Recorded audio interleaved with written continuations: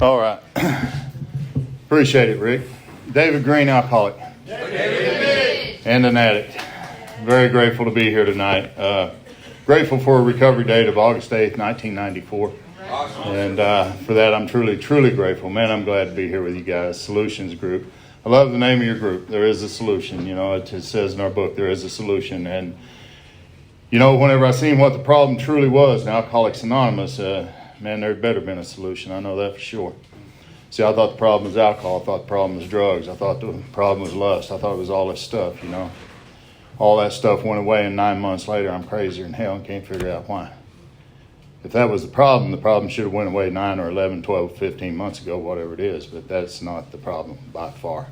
So I'm very grateful to be here with my West Texas brothers and sisters, man. I love coming down here, seeing you guys every chance I get.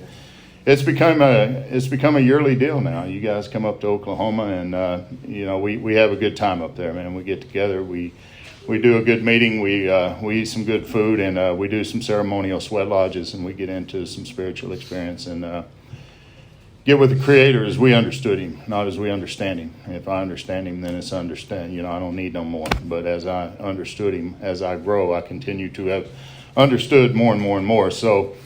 Happy birthday, Solutions Group, 1 year, man. I remember you guys when you were over at the other place, and I came over there. That had been some years ago. And I'm grateful to have been able to connect and follow along with you guys throughout your journey. And so it's a great honor for me to be here tonight, for sure. And I like to talk just a little bit about qualifying myself as an alcoholic and an addict. I like to jump out of that pretty quick and get into recovery, because I think that's where the meat of this deal is in the recovery process that we do here. You know, at any time, rather hear an amends story than I would a drunk log any day of the week. You know, it's the drunken logs are good, but whenever I first came to meetings in Alcoholics Anonymous, that's all it was. It seemed like I didn't, and we didn't know any better. But as time went on, I found myself suffering inside of the rooms of Alcoholics Anonymous with my head on the table. And at 4 years, I was ready to put a pistol to my head and didn't understand why. And I was crazier than I had ever been. And, I had a lot of stuff happen to me in that first year. And I didn't think I was going to be able to make it and stay clean and sober. But God's grace is more powerful than my idea of how and why things should be the way that they are.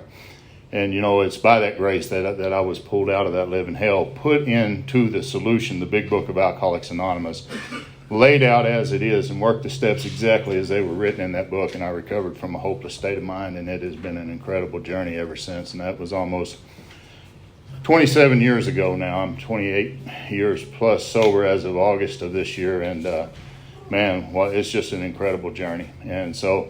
I started out in life, in a little town called Bryan, Oklahoma. It's located over in Cherokee country over in Oklahoma. And there I grew up with a stepdad that was a very mean alcoholic.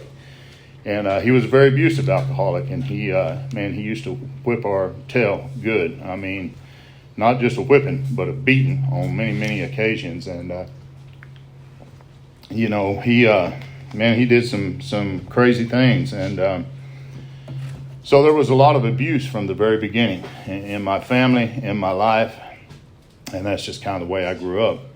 I endured a lot of that. He had some sons that had been sent away to reformatory school, and they'd come back and they hated me because my mom hated them, and they made my life hell, and they did some things to me as a young boy that was unbelievable. And as a result of that, I turned out pretty sour and pretty mean and ugly in life early. And so when I was about 16 years old, the stepdad, had continued the physical abuse for a long time. And by then I'd started to drink a little bit with him. He was an alcoholic, and, he would let me drink some with him, and that really kind of relaxed me and taken a lot of the fear away from me. But when I was 15, almost 16 years old, one morning, he snatched me out of bed, slapped me around, wanted me to go to school. And I hadn't been to school in weeks. I mean, all of a sudden it's time to go to school. We wrestled out onto a porch, and out there, I ended up striking him in the head with a stick of wood that led to his death 15 days later. And there were consequences to be paid for that. And I had to go and become a ward of the state for a little while. The state of Oklahoma demanded that I come live with them for a while. And so I came and lived with them. without permission for sure. And so in there, that was a completely different way of life. And I became very mean and very ugly. After that happened that day, I walked to a nearby park and there was a guy there, and he said, "Man, you got to pull your shit together. You're in a bad way, and they're coming to get you. You can't hardly walk. You can't hardly talk. No telling what's happened to that dude." And that day, he pulled out a needle with about 10 cc's in it, and I mean, man, he hit me hard. And when he did, it was just like I became awake, and it was like, shit, I could focus on the bugs that were on the leaves, and it was just like I could breathe, and I could just see life in a completely different way than I ever had before. And that phenomenon of craving that's described in the big book in the doctor's opinion, that's paramount at once to all other interests, that definitely happened that day. And whenever I was in jail, I didn't have to look for the man. He was right next to me. And that became a way of life for a long time. Well, I ended up getting out of that deal, and I met a little gal from Lubbock, Texas. In fact, I'd met her shortly before I went in there, and she waited around on me. And ended up having 2 sons with her, and I didn't know anything about being a dad. I didn't want to be a dad. I was selfish and self-centered to the core. I didn't know how to treat women. I had no respect for anybody. It was just thug life. And so I came out of there, and I went back to what I knew. Man, I needed to make money quick, and so I began to sell and deal, and that's what we do, and I continued to drink alcohol. And I ended up in so many scrapes right through there. I ended up leaving. The law was hot on my trail again in 87. My little son was 2 years old, and the other one was 1. When the first one was born, I stepped out for a drink. He was born on December 22nd. I didn't make it home till January 2nd. The second one was born. I was in my 3rd detox by then, trying to detox and to sober up and to get clean. It's dope sick, man. I was dope sick, bad. And so I missed both of those births. And, as the years went on, I didn't know how to be a father. She was tired of it. She'd been tired of it for a long time, a real long time, and she was looking for something different. So whenever they got on my trail in 87, she said, "Why don't we go to Indiana? That's where my parents are. I think we could live out there. Things will be better. We can make a new start. All will be good." Sounds good to me, man. I'm a quick study. I got the law on me. Everything's coming down. You bet. Let's go. And so we load up in this banana boat car. This thing is huge. It's like nobody's going to be attracted to that. Hell, it's dark windows. It's a big white car. It's, it just looks like a drug dealer's car, And so we get to Illinois, I get pulled over there. I make it to Indiana. I'm not there at night. They pull me over, take the car. It's like, put me in jail. And, I've got a record anyway, so it's not looking good in Indiana for sure. And the first time that I acted up out there, she left me. And, man, it was a big deal. I was sad in a big way. And didn't know what to do. And so I ended up living on the streets for a while and began to sell plasma out of my arm. And, it's a crazy way to live. I had a big long coat, and we'd go to the liquor store and steal what liquor we could. And I met a guy at that plasma center, and that guy was a con, and I was a con. And we hooked up. We heard a lot of people across that state. A lot of people. And I ended up finally getting to come back home, and she let the 2 sons come back with my mother. And so I followed them home, back to Oklahoma, and I was heartbroken and just in a bad way. And so I moved to a little town that was about it's 14 miles east of McAllister, and it's kind of the dope capital of the world in that part.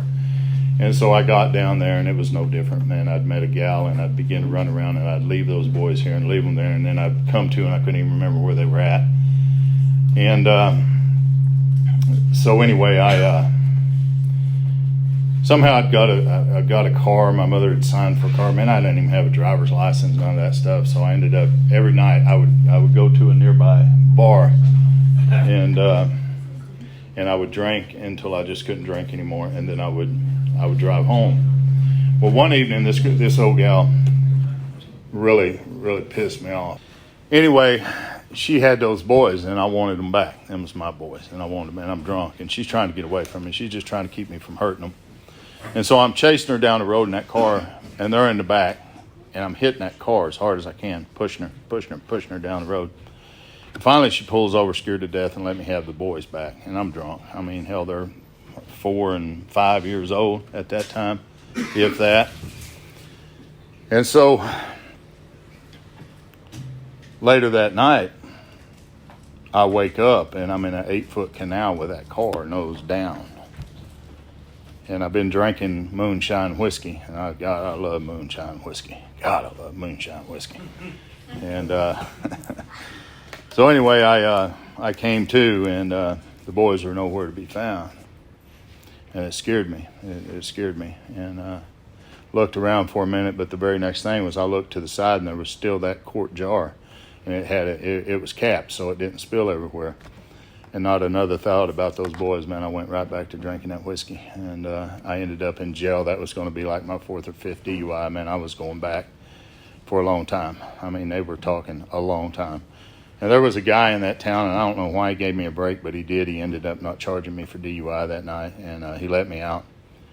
Still scared to death, not knowing where my kids were. By the grace of God, that woman had come back somewhere in the night. I'd parked at the bar, and I left the kids in the car, and I went in to drink.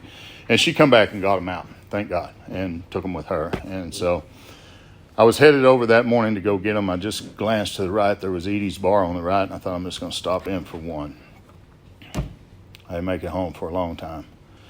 So finally, my mother had had enough of this, and she was wanting those boys back to come live with her, and I wouldn't let her have them. One day she come down, she said, man, won't you just let me take them, get a haircut, get something to eat just for a little while?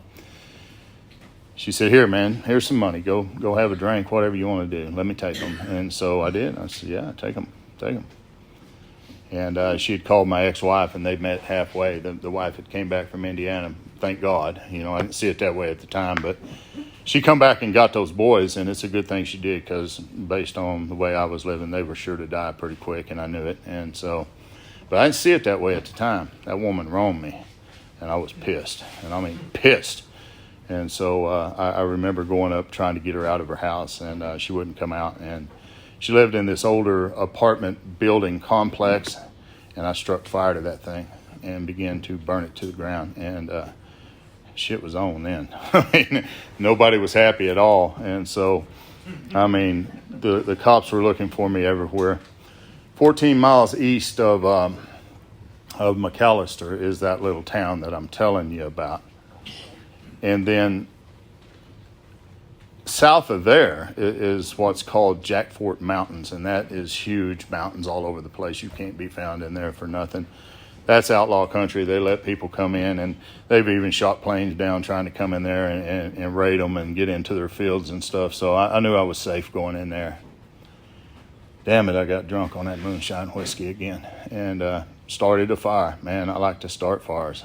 I mean, hell, I burned a bar down, burned her house down, and burnt half that mountain down that night, and they were pissed, and they were ready to kill me. And so I got away from that situation, and I got back down the other side of the mountain, and I ended up in a town called Tallahena, Oklahoma.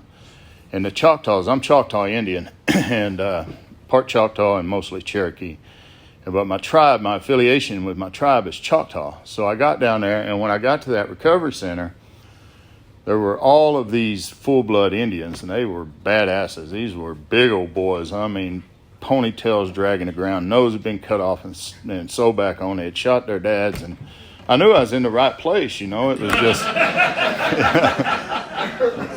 But it sure didn't feel that way at the time, and that's where I first met T-Bone. And, there were some other guys there, a guy named Bert and a guy named Bobby Palmer, and these guys were tough. And for damn sure, T-Bone, he was tough. And so, yeah, he still is for sure. He's all there. And, man, he ain't afraid to tell you how it is either. And that's how he was. And I can remember going there. And that hadn't been my first attempt to sober up at a recovery center. I'd had a few, and I just couldn't get it. I ended up staying there about 45 days, one, to stay out of jail, because they were looking for me everywhere. And the Choctaws wouldn't let them come in. They were on tribal line. And they told me, they said, man, what's your biggest fear? And I said, they're going to come back and get me, man. They're going to take me to jail. And they said, if we keep you here, will you stay? Damn right I'll stay. You bet, man. I mean, I'm a quick study. I mean, you don't have to sell me on that. So I ended up staying with them for a long time. And I can remember in the course of being in there, my ex-wife had heard about me getting into treatment and really beginning to get sober and to do better. And so this had been a few years since I'd seen those boys at that time. And then one Sunday on visiting day, I was really shocked. She ended up pulling up with the two boys, and I got to see them. And that was the first day I ever made an attempt to make amends in Alcoholics Anonymous. I don't know how to make amends at that point. I'm just saying, I'm sorry, and I'm full of guilt and shame and remorse, and I think I've made amends. Not even close. So, anyway, she takes them back to Indiana, and, the deal was that I would come get them in a year, provided I stayed sober and continued to go to Alcoholics Anonymous and work the steps and do good. She had a grandfather that was in Alcoholics Anonymous, so she knew that the program worked. If you worked the program, she knew. And so anyway, we made this deal, and it was my desire to try to stay sober and try to start living life differently than I ever had. Hell, I didn't know how to live. And so anyway, I came out and I did the only thing I knew. I did what T-Bone told me to do. He told me go to lots of meetings, be there every time the doors open, this. And he said, but there's going to come a day you're going to have to do a little more and go to meetings. I didn't realize what he was talking about at the time. So it was about 1 week. A year had passed by. I remember getting 9 months in Alcoholics Anonymous, so it was 9 months. And the summer had come around. It was my time to go get the boys. I had secured a job with the tribe, the Choctaw Nation. I worked for them for the first 6 years of getting sober. And, they put me with elementary kids, and, oh, man, I hated that. I hated it. Turned out to be the biggest blessing in my life, man. I come to love those guys in a deep, deep way, and it taught me how to love kids in a way that I never knew how before. And so, anyway, it was 1 week before I was to go get them. I got a call. My youngest one had drowned in Lake Monroe, Indiana. It was Memorial Day weekend, and it was just a bad deal. There had been a lot of flooding up there during that time. Her new husband and his buddy had the boys up on the shoulders. They were walking toward a picnic table. The undercurrent got them. The little one went under and panicked, and he got to fighting. He went down, and he ended up drowning. Now, the guy that had him on his shoulders, he kept going under trying to save him, and he drowned as well. So there were 2 deaths that day. And I got the news of that, and I'm so damn self-centered, I take it personal. Screw all them. This is what God did to me.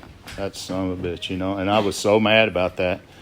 And I just thought he sobered me up so that I could endure this hell, and so self-centered. And so anyway, I fly out, and I go to the funeral, and, I'm just heartbroken. And she ends up telling me, you're going to take the other boy back, just like we agreed. And I was like, I ain't taking him nowhere. You keep him with you. That's what you wanted. You keep him.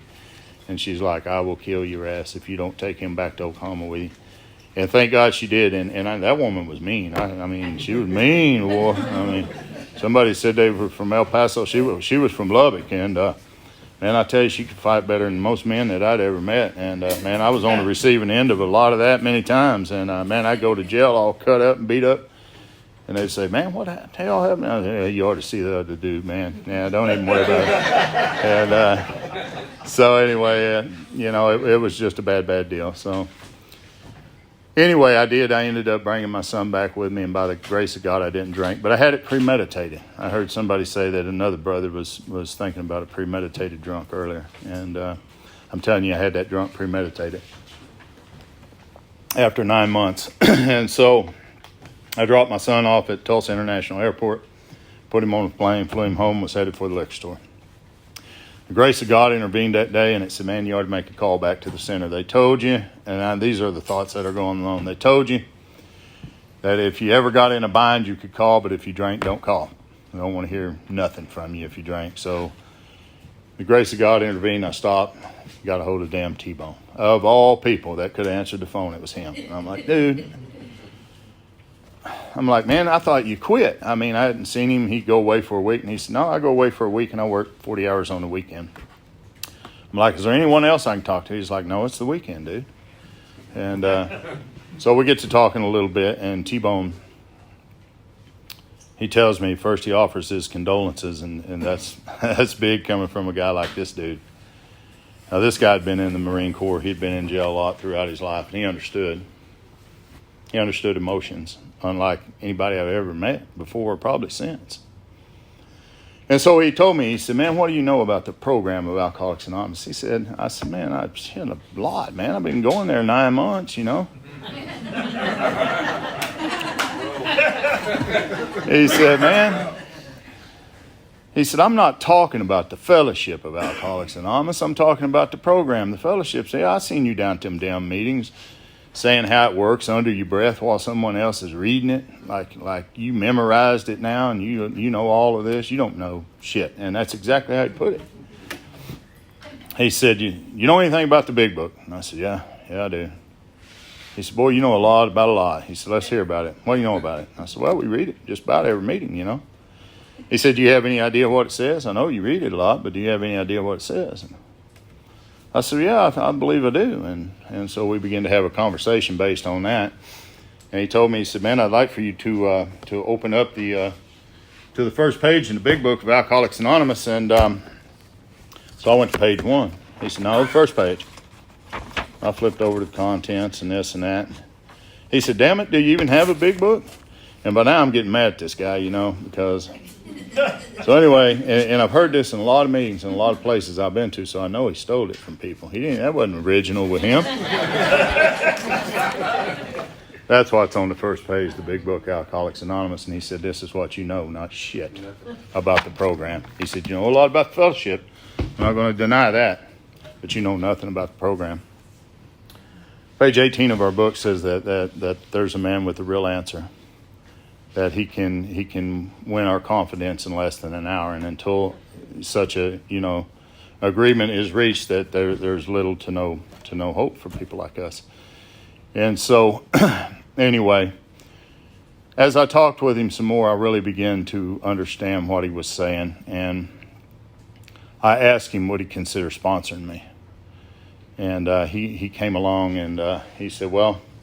He said, why don't you drive over and talk with me? So he lived about 50 miles away from where I was at. And I had to make it back from Tulsa all the way to there.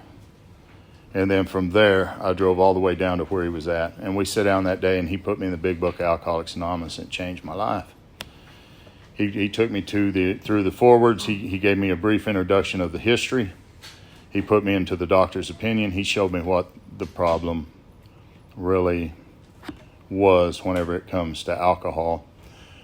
Now, I'm powerless for 2 reasons. Step 1 says we admitted we were powerless over alcohol, that our lives have become unmanageable. That sounds like 2-part step to me. I'm powerless over alcohol, my lives unmanageable. But if you read the book and you get into the book very deep, you're powerless for 2 reasons, not 1. And I didn't know any of this, see?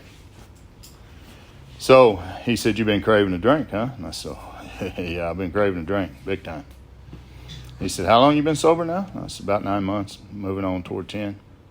He said, you ain't craving a drink. He said, you're obsessing over a drink, but you're not craving a drink. He said, the actual craving does not start until you put it in your body. And I said, bullshit. No, that's not true. And he put me into the doctor's opinion, and he began to show me. Any time we take a drink or we take a drug, no matter what it is, and we get that inside of our body, for whatever reason, and this isn't with everybody. I have ex-wives and mothers that could do the same thing, and they walk away and they don't touch it anymore. But for people like us, it sets up a craving that demands more of the same. And so the doctor's opinion is just completely full of that. It says, this craving is, at once is paramount to all other interests. It gives description after description after description. I've been sober 28 plus years now, and if I sat here at this podium tonight, put my hands in a bowl of whiskey and washed it, I promise you not a damn thing would happen to me. I'm as sober as I was when I walked in here.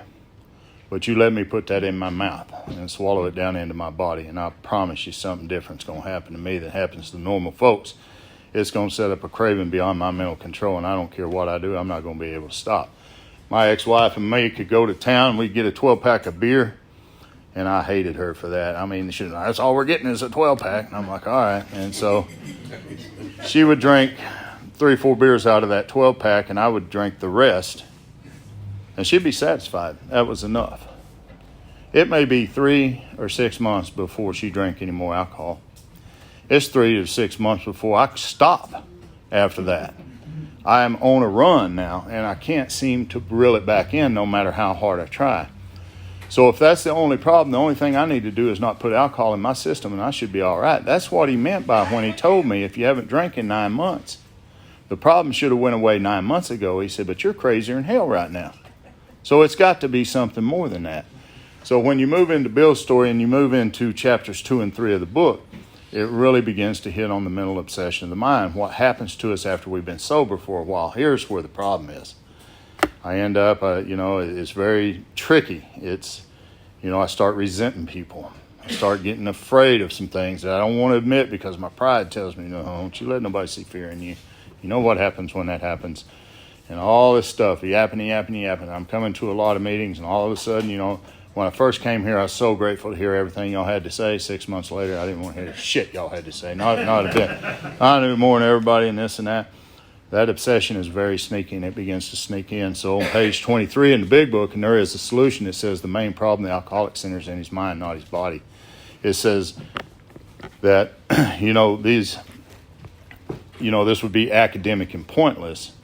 So that allergy is pointless. It's good to know, but it's pointless. If I don't ever put alcohol in my system, I'm not ever going to have to worry about triggering that allergy. Never.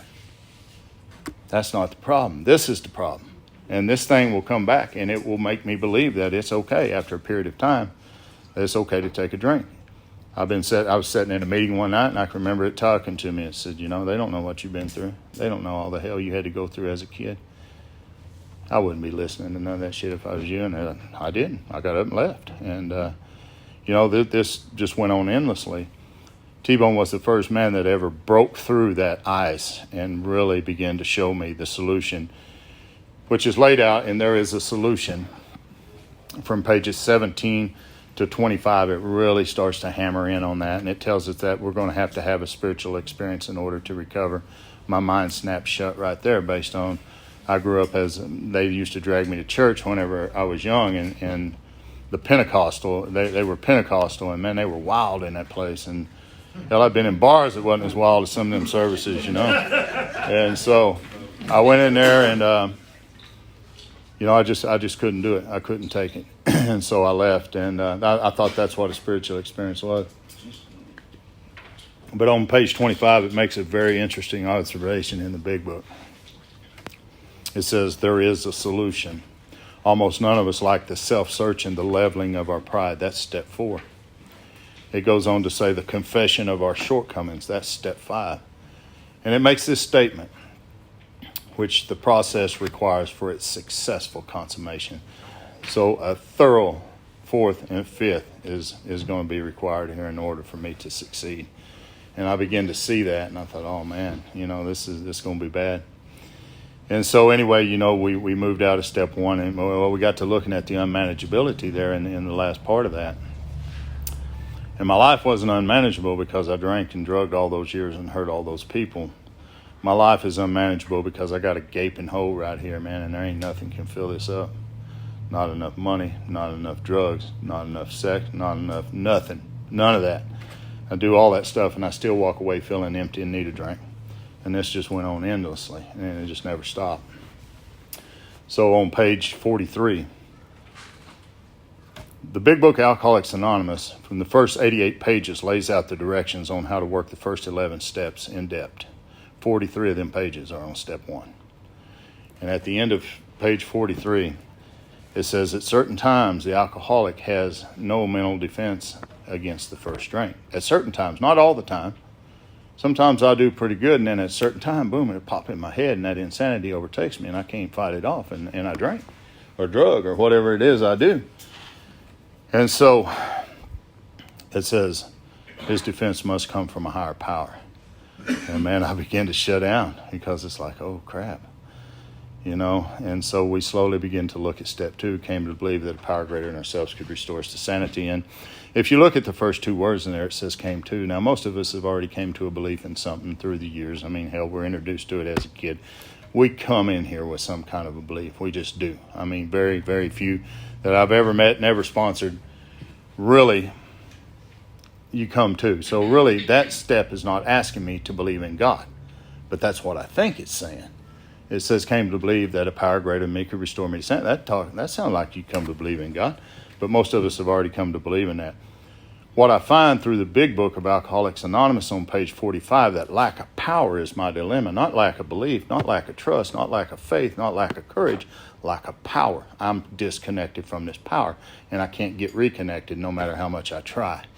And so it tells me that if I will work the process, by the time that I'll get to page 85, which is 40 pages later, I will have an experience. The problem will be solved, because the problem is not booze. It's not drugs. The problem is the insanity in the mind. So if I'm powerless in step one, the answer has to be power. It has to be. And if insanity is driving me out the door to relapse over and over and over like it had, sanity must be the answer. So I came to believe that a power greater than me could restore me to sanity. Restore me how? For one thing, there's a lot of crazy beliefs I'm going to have to get rid of. And it's not about God. It's about me. It's about you. It's about everybody. I'm disconnected from everything. I don't trust nobody. I don't like nobody. So there is a spiritual terms exercise on page 47 of the book. It says, do not let any prejudice you may have against spiritual terms deter you from honestly asking yourself what these mean to you. That's an exercise. That means I need to stop and take a look at that.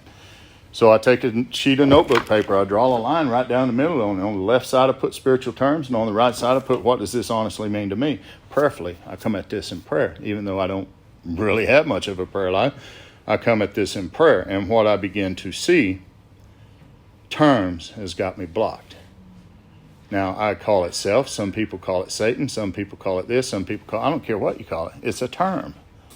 And I have trouble with that. So that goes down on my list. God, that goes on there.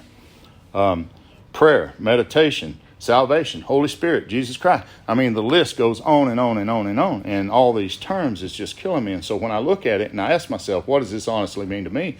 I don't need to look in a dictionary and see what does this honestly mean to me? I had a big problem with this Jesus deal for sure. I didn't like it at all.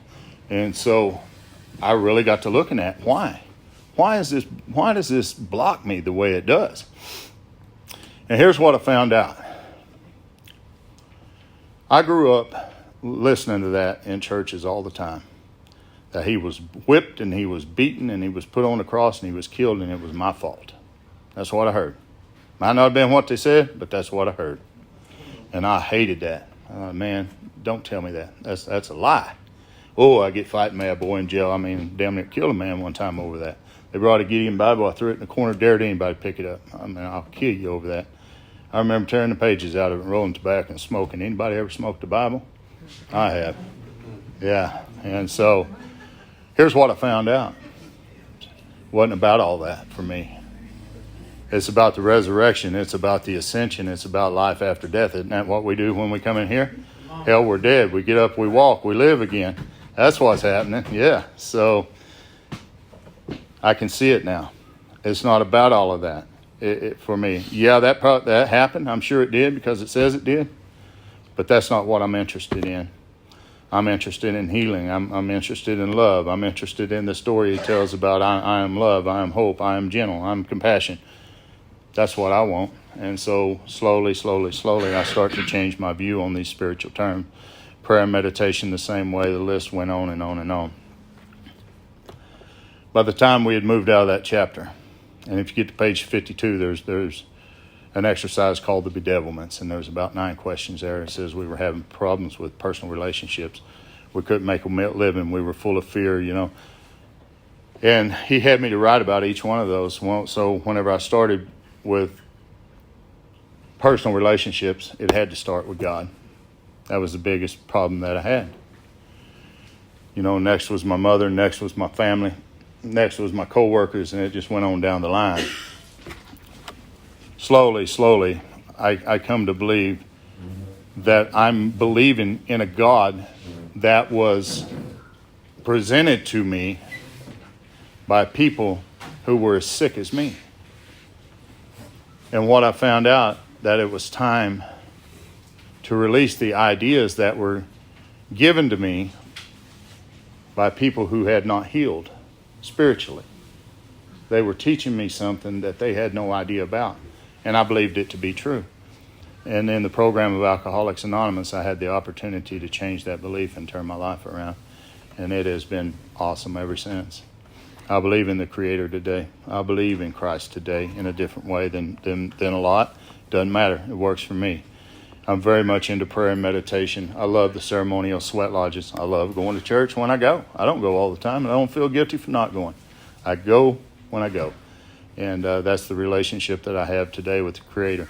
Man, I help many men internationally now, all across the world, man, with the big book of Alcoholics Anonymous and understanding that's my service. That's how I connect with God. That's how I connect with Spirit.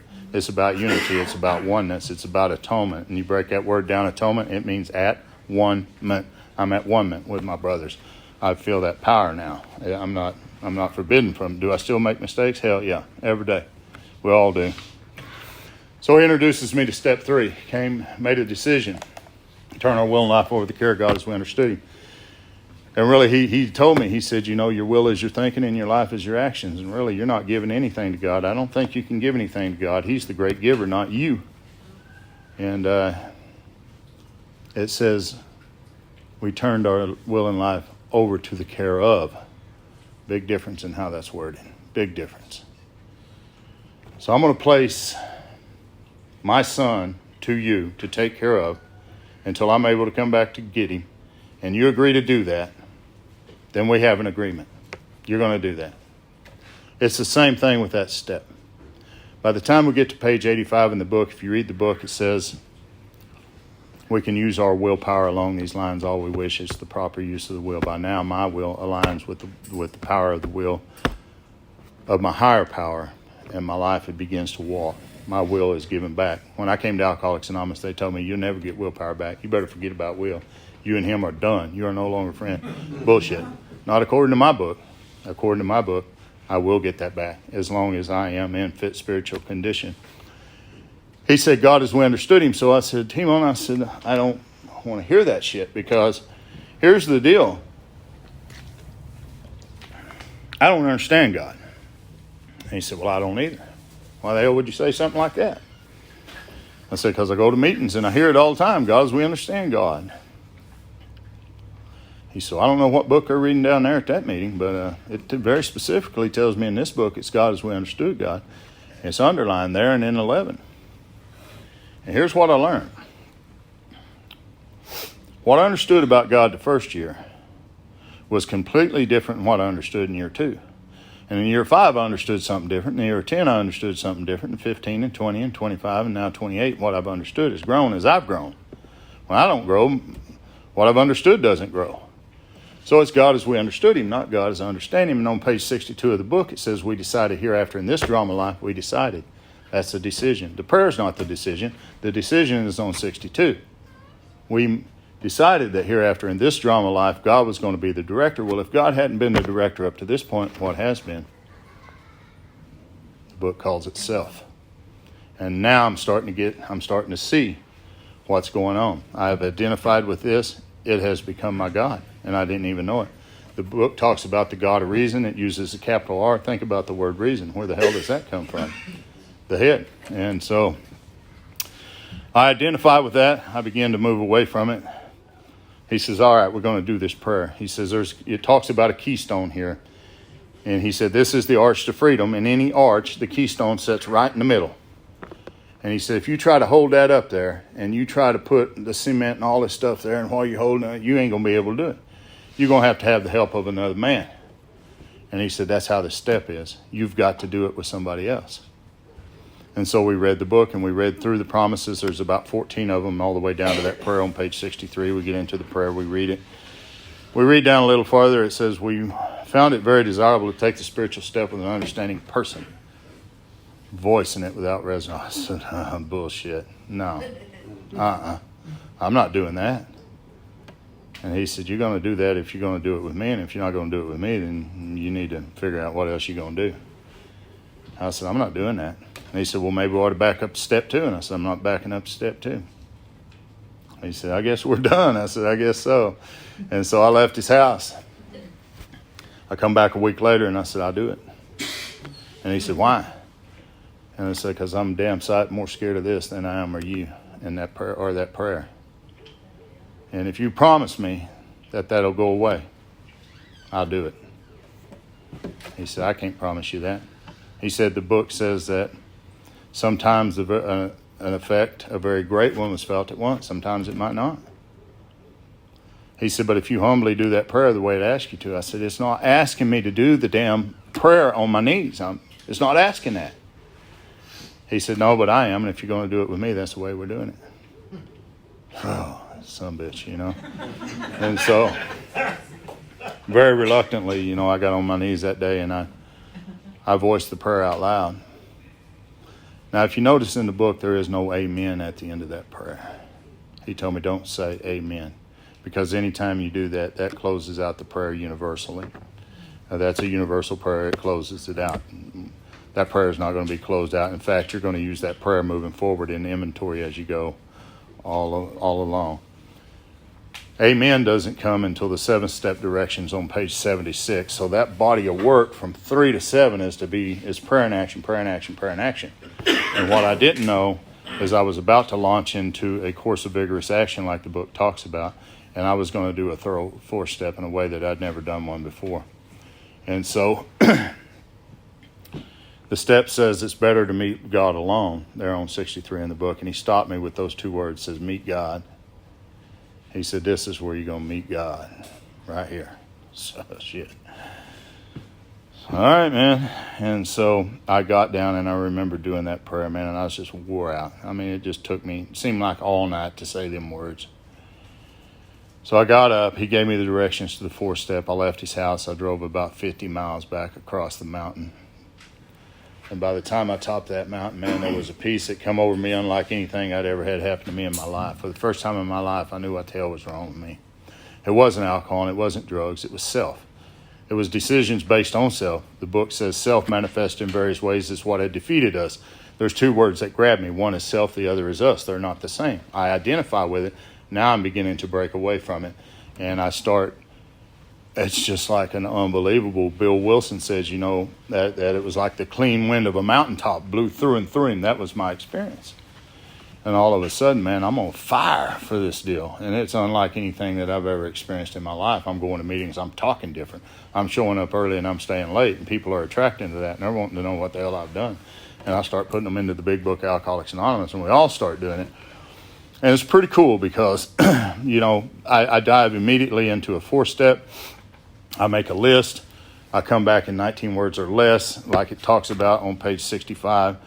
Because the ego is a narrative and it loves a story. It wants me to write all the shit about what they done to me. He said, nope, keep it to 19 words or less. And I said, where do you get that from? He said, count the words on the cause on page 65. So I counted them. There's 19. 19 words or less, dude. No more. Like, man, I hate this guy. His ass was on that inventory. I can promise you, man. And so, anyway, I take him the list back, and I said, okay, I'm done. He said, no, you're not. So I take the second column back. I'm like, okay, I'm done. He's like, no, you're not. So it gives me the directions, the 7 areas of self, and he shows me how, we play victim, we play noticer, we play scorekeeper. All these things come up in us, judge, jury, and executioner. I see somebody's messed up, I want to hammer their ass right then. I want justice for them, by God, but, I want mercy for me. Bullshit. That's not how it works. And so, anyway, I go back and I say, all right, I'm done. He said, no, you're not. And I'm like, this shit is going to drag on into infinity, man. I mean, what do you mean I'm not done? I done wrote all of this. He's like, now we got to look at fears. And I'm like, oh, hell, that'll be easy. I ain't afraid of much. Turned out I was afraid of everything. And I had to get honest about that. And so I started looking at the fears. And I make this list of fears, and I come back with about 60, 70 fears. He says, all right, we're going to narrow them down to 12. And I was like, 12? And so, anyway, there are 12 root fears, and all the rest of them are surface. All the shit, other shit running around on the surface. I want to get to the emotional root of it. And so in later years, as I've done this work in the big book, what I've learned to do is to ask myself when I see this particular fear, what did I do or what do I do when I get into fear? What do I do? Do I isolate? Do I bully? Do I attack? Do I deceit? Do I lie? What do I do when I get into fear? And when I start taking a look at that, I start seeing the underlying condition. I was afraid of crashing in an airplane. I wouldn't even get on a damn plane. Wouldn't even go to the airport. They said, drop me off down the road. I'm like, I ain't even going down there by it. That's insane, man. When my son died, I had to get on a plane and fly. Either that or drive 2 days. And with this thing, I wasn't driving 2 days. Here's what I learned in that inventory. I wasn't afraid of riding in that plane. I was afraid of crashing in that plane. I wasn't afraid of crashing in that plane. I was afraid of what had happened to me after I crashed in that plane. Because I was going to die. And based on what I'd heard, might not have been said, but what I heard was you're going to burn in hell because of the things you've done. I wasn't afraid of riding in the plane. I wasn't afraid of crashing in the plane. And I wasn't afraid of dying in the plane. I was afraid of what God was going to do to me. All my fears kept coming back to God, coming back to God, coming back to God. I'm afraid of God. And as I began to work through that process and uncover those things, I slowly started to heal from that. And when I did, the biggest part of my fears went away. And today I'm able to keep an eye on them in step 10 and, spot them and turn them over. And so anyway, we work through the rest of the steps. I go to his home one day. I share my story with him. Not my story, but what I have written.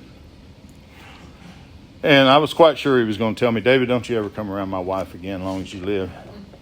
I damn sure don't want you around any of the kids, But he didn't say any of that day after I read all that to him. I was a dirty, shameful man that day. I was. And that dude gave me a hug, and he said, I love you for telling the truth.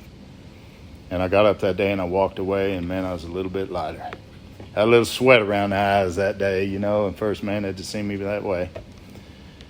And I love that guy for what he did. And he was the first man that I told everything in my entire life, what happened to me.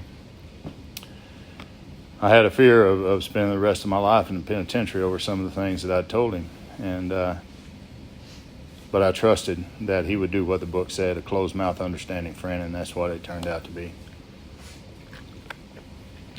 We moved into 6 and 7. The behaviors I'd looked at in resentments. What do I do, or what did I do? This bullying us, this attacking, this pitying, this all this crap. This is what's going to 6 with me. Not a bunch of words. I mean, all them words are cool. I write on a list. Oh, God, take away pride. And how the hell do I behave whenever I'm affected by my pride's affected? That's what I want taken away, is the way I react to it. And so I begin to slowly begin to heal.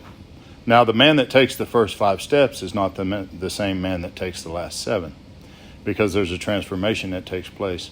On page 75 in the book, when you read the promises of the 5th step, and you get to that part of the book, it says we may have had certain spiritual beliefs, but now we begin to have a spiritual experience. So now transforms me from a belief to an experience. A belief's a good thing to have, but without any action, it's just a belief. It ain't worth the shit no more. I don't need it. Now I have an experience, and it says we will walk hand in hand with the spirit of the universe to where? Through the rest of this work that's coming up, because it's going to be tough. I'm going to have to go back, and I'm going to have to make amends to some people that I have thoroughly harmed bad. I told him I don't want to take that step. And he said, why not? He said, hell, you ain't wanted to take any of them. And he said, how's that worked out? And I said, well, better than I thought. And so he says, why not? And I said, God would probably send me to China or somewhere. He said, I can promise you God loved the Chinese more than sending your ass over there. Man, this dude had an answer for everything, So anyway, we went on through the rest of the steps. I made the list. I went back to him. We went over the list.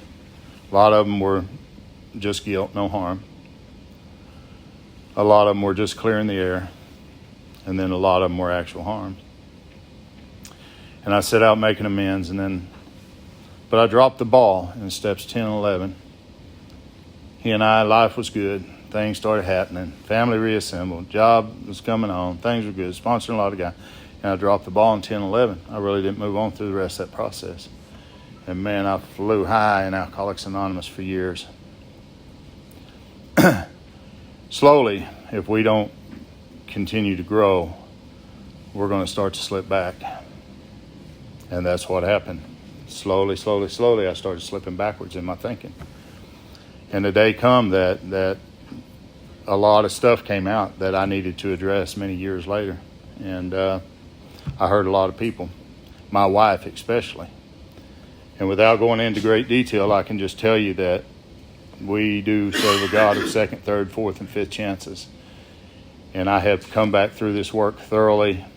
Since that time, my relationship has went deeper with the Creator.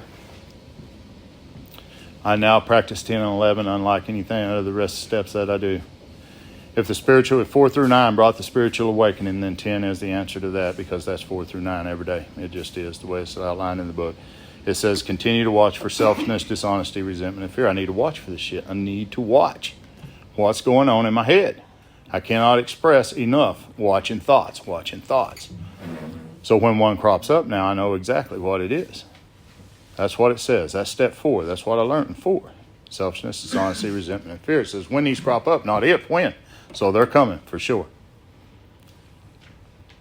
We ask God at once to remove them. It says at once. Not after I call my sponsor. Not here in a day or two. I got it once. It says we discuss them with someone immediately. That's the 5th step. Immediately being the key word. We make amends quickly if we've harmed anyone. That's steps 8 and 9.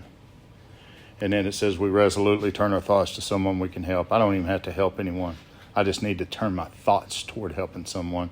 And what I've learned when I do that, it takes the power out of the resentment, takes the power out of the fear or whatever it may be, and it sets me back on the right track, and I'm able to walk again in the sunlight of the Spirit. I'm no longer running around in the dark. I'm connected back to the sunlight now. I'm back in the power. And that's what I begin to do faithfully. So really, on page 84, it's asking us to do 5 things on a daily basis. 1, watch. 2, ask. 3, discuss. 4, make amends quickly. 5, turn my thoughts. That's all I got to do on a daily basis. And as I get in, at first, I hate it. I am not disciplined. I don't know about this shit. I get mad. I don't want to do it, Boosa. I don't want to do that stuff. I won't do it, or else. It's been my experience, or else comes quite a bit in here. He puts me into step 11. I said, well, I do the 10-step review at night. He said, where the hell you read that at? And so when I get into the book and I look at the night review on page 86, every night I send that email to a sponsor and to some other people now. But there's a set of questions that ask me to review my day, taking a look, not so I can beat myself up about what I didn't do or I should have done, but so that I can look at the mistakes and take corrective measures, and tomorrow use those corrective measures as a guide to go through my day and be a better man than I was today. And that's what I've ended up doing. Man, I have a good life today. I really, really do. I have a good home. I have a good partner. I'm blessed to sponsor a lot of guys. I was after T-Bone, I was blessed to be sponsored by Charlie of Joe and Charlie in the Big Book Stays Alive. I was sponsored by Charlie for a long time, and Charlie really opened it up for me in the Big Book in ways that T-Bone couldn't. And T-Bone told me whenever I went to meet him, he was like, I can't teach you what this man can teach you, and I've taken you as far as I can take you, and you're hungry for more, so you need to find this man. And so I found that man, and he became my sponsor, and I had a good relationship with Charlie up until he died. And then, I kind of floundered for some years, and then I ended up with Gary Kay for a while, and, that came and went. And I ended up getting with a guy out of Cedar Rapids, Iowa, and then he took me through the book and took me through the work and back through the steps, and I had a great experience there and really healed a lot. But I think the key was, I met a man from Redondo Beach, California, and this is after Zoom and all this stuff, came out. And this man had an awakening from self. He had an awakening with the Spirit, and it was as a result of doing the work. He had drank after 25 years. I got in a bunch of craziness after 25 years. And so he really began to show me how to grow with Spirit, and that's kind of what I've done. What came to me through that was I turned back to my elders in the tribe. I wanted to learn more of my spiritual walk with those guys. And that's what I've ended up doing the last few years. I really connected back to the sweats now. I met an old shaman in Oklahoma. He's about 80 years old. And he has really opened me up to a whole world outside of me. When I go out in the woods and I hear the birds sing and I hear the rain, I hear the wind blow or the water run, he's taught me stop and listen to what this is saying to you, because it's talking to you, man. What you need to do is connect your spirit with it. And he showed me how to do that. And so I've spent a lot of time with this old shaman. In fact, you guys were up not too long ago. I was in a bad way, man. I got sicker than I had been, and I don't know. I thought I was going to die. I went through about 13 weeks of sickness. I think it was a strand of COVID that they hadn't known anything about yet, and it locked into my lungs. And I'd went everywhere with the doctors and this and that, and I wasn't getting anywhere. And I went back to those elders, man, and they really treated me, and they helped me to get back on the right path. And they took me down to do what's called a Cherokee water treatment. I know I'm running out of time. I'll shut up pretty quick here. He took me down to do a Cherokee water treatment, and man, he was calling down spirits to help out. I mean, this is kind of weird. And anyway, he told me, he said, everything God created has spirit, everything man created does not. So the wind, the water, the birds, the rain, all this stuff, that's all spirit. And you call on the spirits to help you. And he was doing that day, man. He was calling them down. He was saying all this, and he was doing it with authority. Scaring the hell out of me the way that old man was talking, you know. Shit, we're going to get hit by the lightning standing in this water, you know. What I realized is if I'll do the same thing with step 6 and 7 that he did that day in the water, on those negative emotions and thoughts that hit me, it's worked. It's worked ever since. So he's taken me to a deeper level. I just want to say in closing that anybody that is new or anybody that is back from a relapse, I understand where you're at. The big book of Alcoholics Anonymous is the greatest thing that I was ever given. I was given a gift and an insight to look into that book in a way that I've been able to share with countless thousands of people through the years. It's a gift, and for a long time I didn't accept it. You know, I was like, no. But today, page 132 of the book says we have recovered, and we have been given the power to help others. And so if I've been given power, that's a gift. What I do with that gift, that determines on how long that gift's going to stay around. But it says I've been given the power. That's interesting words, because people used to tell me, you ain't got the power to do that shit. Yeah, I do. Yeah, I do. I've been given that power. And it's the greatest gift I've ever been given in life. If I would have came here just to get sober, shit, I'd have sold myself short, way short. Yeah, this is about recovering from a hopeless state of mind. Glad to be here with you guys. Thank you for letting me share, and love you. Happy birthday, Solutions Group.